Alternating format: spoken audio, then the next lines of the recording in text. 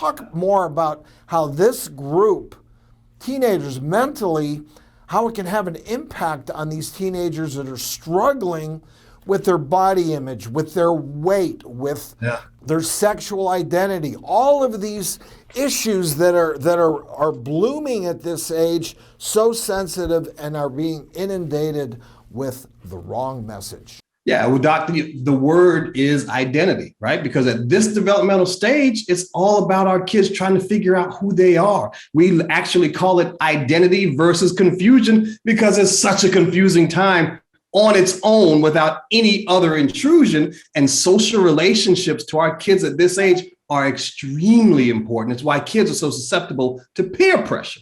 In particular, they're really susceptible to other people's expectations of how they should look, right? It's a huge trigger. And there are a couple of others when it comes to body image, bullying, right? And media. And Leslie, you're all over it because it is social media over and over and over again. And these things make our kids a setup, Doc, for eating disorders down the road. Potentially, this is a lifelong struggle with eating disorders that can affect, number one, your physical health. You potentially can die.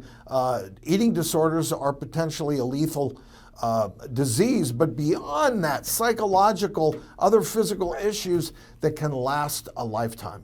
Can last a lifetime. And eating disorders, that's the end game, right? But on the road to that disorder, there's anxiety, there's depression, there's body image dissatisfaction, there's body dysmorphic disorder. We can talk about this a little bit later, but there's so many other pitfalls on the road to the end game of an eating disorder. It's really, really a struggle for our kids these days.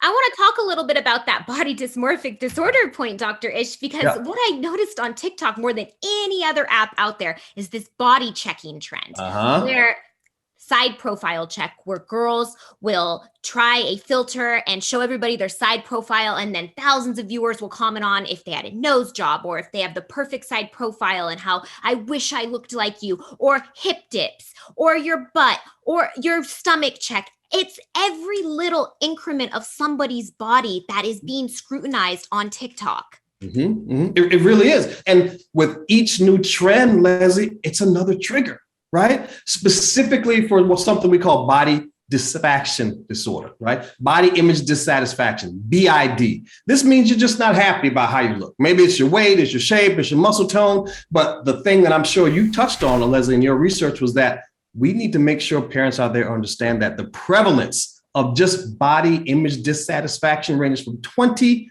to 77% with our teenagers. Think about that number.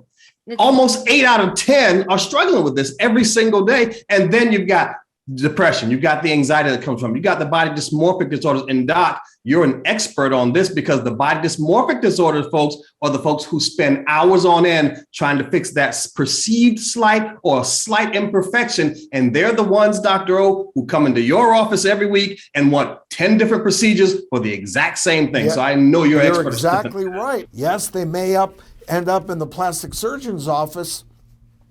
We won't make them happy either because, as you said, Dr. Ish, they probably will never be happy with their body image.